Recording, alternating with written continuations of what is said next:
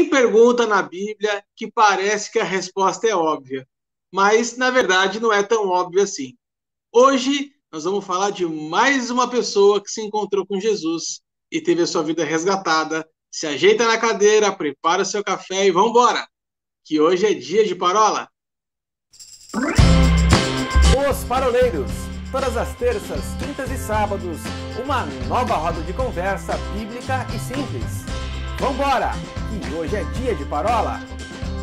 Bem-vindos mais uma vez ao canal dos Paroleiros. Estamos aqui com mais uma vez a nossa formação original, escalação do time inicial dos Paroleiros, com o nosso ponta esquerdo, nosso ponta direita, e aqui o camisa 10 no meio, distribuindo bola para cá e para lá.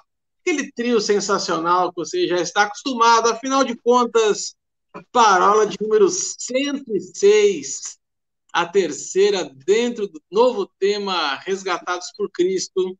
Já falamos a respeito de dois personagens, o leproso da Galileia, falamos na semana passada sobre o cego de Jericó, e nessa semana nós vamos falar sobre o paralítico de Betesda.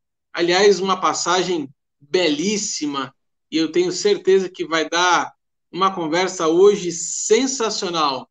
Grande oráculo, grande mente brilhante. Prontos para mais uma parola, senhores? Hoje, estamos aqui. Você que está nos ouvindo e nos ouviu na última parola, nós voltaremos ao nosso modelo antigo, usando da versão da Bíblia revista e atualizada, tendo em vista que nós temos o nosso teólogo. Agradecemos muito ao Xandão na última parola, porque nos deu a liberdade de utilizar várias versões, traduções. Eu sei que isso enriqueceu muito você que nos ouve. Eu vou falar a verdade aqui. Quando eu vi a abertura da parola anterior, né, que eu não pude estar aqui, o 04 ocupou esta santa tribuna, e eu vi vocês falando que iriam usar versões da Bíblia, eu já desliguei e nem assisti o resto. As pessoas pararam de parar você na rua para perguntar o que era aquilo, né, Paulinho? Pararam, não. Eu já estava andando de helicóptero, né, para não ser mais parado na rua, né, e as pessoas sinalizavam do chão para o helicóptero dizendo qual a melhor tradução da Bíblia. Pararam, cara, porque vocês me aprontam uma dessa. Todo um trabalho de construção vocês conseguiram derrubar em uma parola só. Maçom, queremos você aqui. 105 semanas falando sobre isso, em uma só os caras estragam tudo, né, Paulinho? É só o pastor sair, cara. É só o pastor sair, vira várzea. Tarchicho. Foi genial mesmo, porque é o seguinte, ó, vocês caem em contradição. Os dois levantaram tradução da Bíblia, os dois levantaram Bíblia, as duas eram King James. Olha lá, King James. King James é biblião, cara. É biblião, não é aquelas coisas que você... Aquela lá do como é que é a outra que você usa, Will? Aquela que é uma historinha? Ah, não, aí também não. Aí é brincadeira. Não. Aí é zoeira, né? Não, a mensagem é zoeira, aí não é Bíblia. A gente sabe que a Bíblia a mensagem é uma paráfrase. Aliás, é uma história lindíssima. O autor que parafraseia, né, a Bíblia, a mensagem, se eu não me engano é Edward Eugênio, uma coisa assim, ele estava evangelizando o seu filho, e o seu filho tinha dificuldade... O Jonathan Edwards ou Eugene Peterson? É uma coisa dessa, eu não lembro do nome do cara lá. Aí ele vira e fala assim, poxa, então eu vou parafrasear a Bíblia para que o meu filho seja evangelizado de forma correta. Então, de fato, quando as pessoas me perguntam assim, poxa, qual é a melhor versão da Bíblia? Tá? Eu uso para estudar a mensagem não é uma Bíblia de estudo, a mensagem é uma Bíblia parafraseada, né? Então, mas não quero atrapalhar aqui o nosso... Deus está falando. Não, Deus está falando, continua desenrolando esse manto. Mas é verdade, a mensagem não é uma Bíblia. Meu Deus, eu senti aqui, ó. Eu senti agora. Agora eu senti. Eu por um momento... Não, gente, é que assim... Por um momento... Não é. Que a Bíblia, a mensagem é uma paráfrase. Ou seja, o autor, né, quando ele foi... O que é uma paráfrase? Ele reescreve de uma outra forma. de fato, de forma que o seu filho ele pudesse compreender melhor a palavra. Eu achei isso muito legal Exato. da parte dele, entendeu? Mas é só por isso, entendeu? Exato. Exato. Por um momento, Paráfrase de Êxodo 14, acho que 14, né? Ordeno meu povo que marche.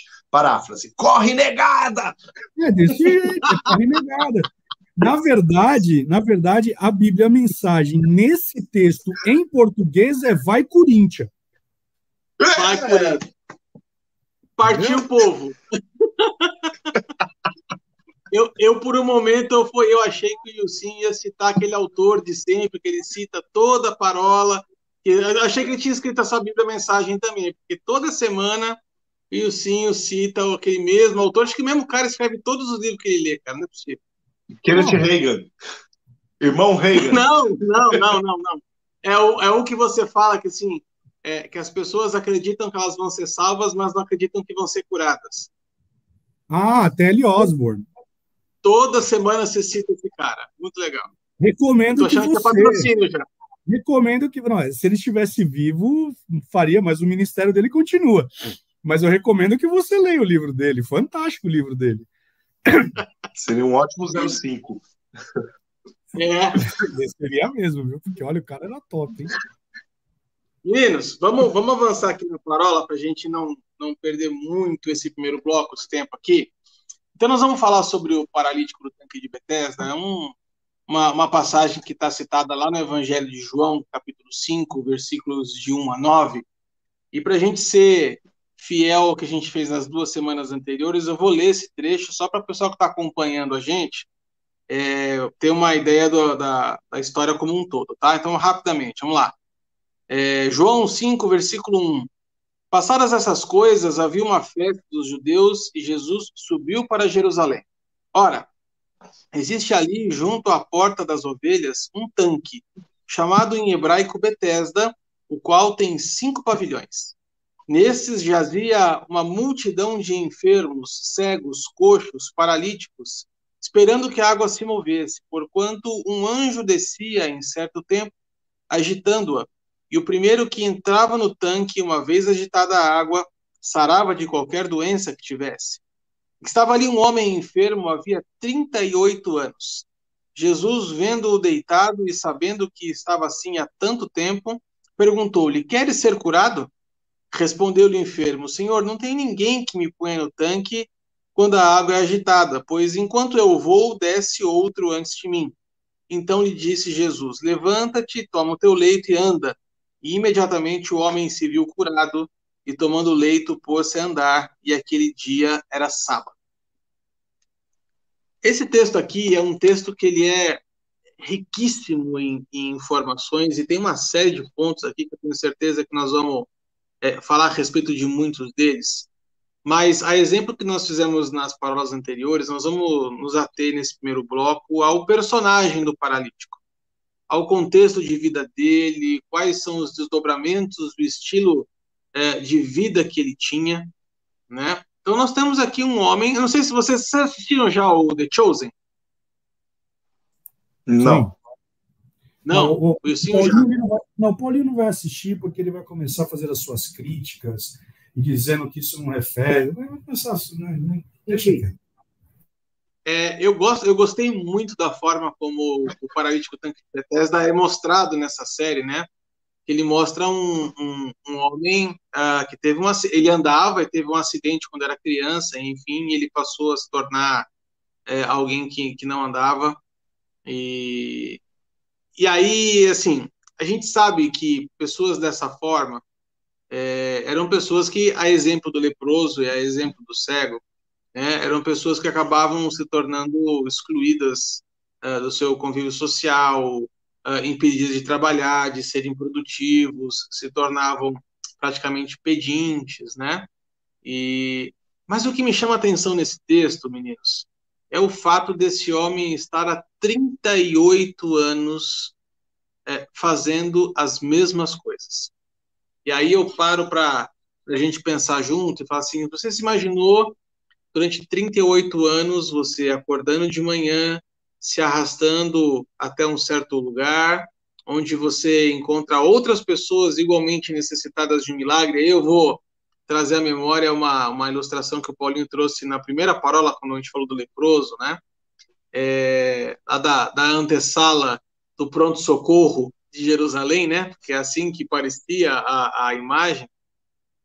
Não devia ser uma cena muito bacana, né? Não devia ser um lugar muito agradável para se estar, mesmo porque ali tinham pessoas enfermas, com dor, com uma série de coisas. Então eu imagino que devia ser um lugar meio tenebroso de se estar, né? E a partir daí, cara, como é que a gente pode tratar da vida desse leproso? Quem quer começar aí? Leproso não, paralítico. Paralítico. Perdão. Tá dando doença nova pro cara.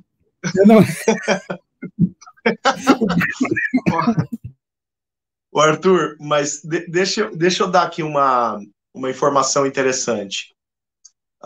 Você fez um acento aí, o Wilson tá se acabando de rir ali. Você fez um acento importante aí, 38 anos.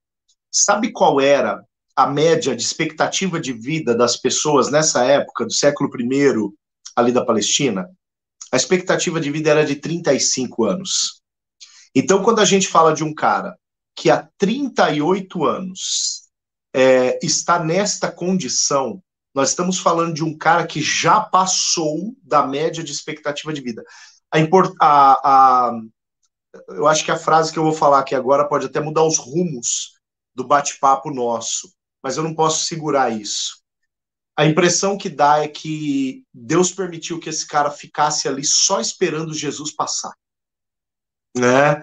Porque, ele está contrariando toda a lógica. O termo pelo qual a palavra paralítico está na nossa tradução é a palavra grega asteneia. Asteneia não significa necessariamente paralítico. Uma das aplicações no campo semântico é paralítico, mas significa alguém coxo, significa alguém doente, significa alguém inválido e significa alguém muito fraco, tá? Então, para pensar. Um cara que já ultrapassou a média de longevidade do período. Ele já era alguém considerado idoso. Dentro do período de pandemia, a gente aprendeu um termo novo para idoso, que é o termo grupo de risco. E já que a gente tocou no assunto pandemia, e você colocou a imagem da antessala, né, de espera, da antessala de atendimentos médicos ali, o tanque de Betesda, gente, tinha doente de tudo quanto era tipo ali, né? Use álcool gel, o Wilson está dizendo. Tinha gente de tudo quanto era tipo ali, com tudo quanto era doença. Se esse cara estava muito fraco, que é uma das aplicações do termo asteneia, esse cara ele estava com a imunidade extremamente comprometida, mas ele estava nessa antessala que tinha doente de tudo quanto era tipo. Esse cara ele era até então um paralítico, mas que nada impedia ele de, como o Arthur já promoveu ele a leproso, nada impedia esse cara de sair qualquer um desses dias no decorrer desses 38 anos com 1, 2, 3 novas doenças, né? Então, por isso eu digo, a impressão que dá é que Deus permite que esse sujeito permaneça ali só esperando o momento no qual Cristo ia passar ali para mudar toda a história dele, né? Rompendo com toda a lógica, rompendo com toda o senso de possibilidade, né? O impossível já está acontecendo na vida desse cara por ele estar ali há 38 anos mais do que a média de vida das pessoas. O impossível já está acontecendo. E ele concretiza-se, ele sela-se a partir do momento que Jesus vem e encerra esse ciclo de doença, de enfermidade na vida desse cara. Então aqui eu tenho uma mensagem de perseverança que vai muito além da simples mensagem textual de que havia 38 anos. Havia um contexto ao redor desses 38 anos. E o contexto pressupõe a média de idade que as pessoas morriam naquela época, o contexto pressupõe o lugar no qual esse cara estava exposto a tudo quanto era tipo de doença, de infecção e de mazelas que ele poderia adquirir e somar aquela fraqueza que ele já tinha. O contexto é muito maior, né? A perseverança e a misericórdia de Deus, aliás, Betesda tem esse significado, né? A casa da misericórdia, né? Bet Ezra, né? A casa da misericórdia. Esse contexto ao redor do que está acontecendo já é uma mensagem extremamente poderosa em referência a esse cara. Mas você sabe, Paulinho, você falando sobre os 38 anos, eu até entendo quando você fala que talvez Deus tenha feito e tal, mas eu olho por um outro lado. Olha que interessante. Esse homem estava há 38 anos ali. Todos que passavam davam um tibum na água e era curado. A mulher do fluxo de sangue, ela olhou para a situação dela e falou, cara, eu não posso ficar desse jeito. Eu vou atrás. Você vai olhar também a filha de Jairo, né? Você pega Jairo, ele não se contém, ele vai para cima. Você vai pegar, por exemplo, o centurião, ele fala, ó, meu servo está lá, está ruim, eu vou para cima. Esse homem, ele estava 38 anos naquela posição, e quando Jesus pergunta para ele, o que queres que eu te faça? Né? Veja que a resposta dele é uma resposta de uma pessoa que se coloca numa posição de vítima daquela situação, daquela realidade. E não de uma pessoa que, de fato, ela estava, e a gente já falou sobre isso em alguma parola nossa, que fé não se confunde com esperança. A mulher, ela desejava ser curada, mas enquanto ela não se posicionou em fé e ela agiu, nada aconteceu. Esse homem estava há 38 anos, e aí quando Jesus pergunta, o que queres que eu te faça? E aí a brincadeira que a gente já fez aqui, eu quero que você tire meu nome do Serasa. Não, eu quero uma cadeira de roda. Não, eu quero ser curado. Ele não responde isso, né? Aí ele vira e fala, quando Jesus o viu, e sabendo que estava ali há muito tempo, perguntou, queres ser curado? Aliás, Jesus nem perguntou o que queres que eu te faça. Ele falou, você quer ser curado? Aí ele dá uma resposta completamente fora. E ele se coloca numa posição de vítima. E aqui vai atravessar algo que é muito interessante. Você citou o que significa Betesda, que é casa de misericórdia. E muitas vezes nós estamos clamando por misericórdia, e eu já falei isso algumas vezes aqui, até dando aula, que Deus ele não escuta a incredulidade. Ele não escuta. E esse homem, ele não sabia o que ele queria. E por isso que ele estava 38 anos dentro da casa de misericórdia, tendo o ambiente favorável para ele receber aquela cura, e ele não recebe. A ponto de quando Jesus vira para ele, eu acho que Jesus ele fica meio, né, vamos conjecturar aqui, ele fala, cara, esse cara é muito cabeçudo, não é possível, eu tô aqui, ele tá na outra versão, né, diz assim, né, que Betesda significa a casa do lugar que flui a água, ou lugar do derramamento. Eu estou aqui para derramar algo sobre a vida dele, que vai colocar juntas e medulas tudo em ordem na vida dele, e ao invés dele se posicionar em fé, ele está olhando para a adversidade. Eu estava assistindo hoje com a Carol aqui um comediante, ele fala assim, cara, se Jesus ele tivesse no dia de hoje entre nós, e ele não tivesse seguido o caminho dele, ele poderia ser um carpinteiro, ele poderia ser um excelente médico, ele poderia ser, e aí a última coisa que ele fala, ele podia ser um excelente salva-vidas, afinal de contas, ele andava sobre as águas e ele não naufragava, né? Aqui é da mesma forma, esse cara está na casa de misericórdia, e muitas vezes, ou melhor, antes disso, esse homem, ele está vendo a cura, ele vê milagres acontecendo, ele vê sinais acontecendo, mais ainda, ele vê os anjos descendo, agitando a água. Cara, se isso não gera fé no teu coração, meu amigo, vai se converter. O cara, ele tá na casa da misericórdia, ele vê sinal, ele vê prodígio, ele vê maravilha, ele vê os anjos, e ele não é curado.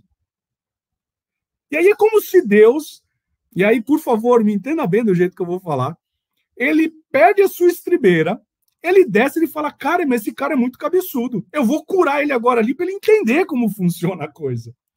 Isso me faz refletir algo. Eu posso estar num ambiente de fé, eu posso estar ao lado de pessoas de fé, eu posso estar vendo tudo isso acontecer e eu não experimentar mesmo estando na casa de misericórdia. E sabe de uma coisa? A culpa não é de Deus. é a posição do meu coração. Porque, nesse caso, a posição do coração dele não era vou buscar as coisas do alto, como a mulher do fluxo de sangue. Tão pouco foi como o pai de Jairo. Tão pouco foi como. Da mesma forma, como o centurião, eles todos se posicionaram. Esse cara, ele se acomodou na sua enfermidade. Ele se acomodou diante daquilo. A palavra fala que o justo vive da fé. Ele está vendo tudo aquilo. Fé vem pelo ouvir e ouvir a palavra de Deus. Se eu estou dando testemunho de cura, se eu estou dando testemunha de salvação, se eu estou dando testemunha de libertação, tudo isso acontecendo, pô, minha fé vai sendo aumentada. E esse cara, ele não se, entre aspas, ele não se contamina com esse ambiente. Ao contrário, há uma raiz de amargura tão grande no coração dele que ele impede de experimentar a boa, perfeita e agradável vontade de Deus. Eu quero fazer algumas outras provocações aqui, mas eu vou fazer o seguinte. Nós vamos fazer a primeira pausa aqui da nossa parola, para não extrapolar esse tempo aqui. Mas na quinta-feira eu vou voltar, e aí eu vou lançar duas provocações aqui para a gente dar continuidade. Então faz o seguinte. Para você que está nos acompanhando aí pelo Facebook, pelo Instagram, pelo YouTube, né? Ou em versão de podcast no Spotify, já deixa o seu joinha aqui, mas faz uma coisa a mais para a gente. Por favor, compartilhe esse vídeo para mais pessoas. Porque é dessa forma que o YouTube e as redes sociais entendem que esse conteúdo é relevante e acaba mostrando a gente para mais pessoas. E é isso que a gente quer, que a palavra de Deus alcance mais pessoas. Então, compartilhe aí para umas 10, 20 pessoas da sua lista e explica para elas que na quinta-feira a gente vai estar de volta para falar um pouquinho mais a respeito do paralítico do tanque de Betesda e como é que ele teve a vida dele resgatada por Cristo. Então, grande abraço para você. Meninos, pausa para a água e quinta-feira estamos de volta. Um grande abraço e tchau, tchau.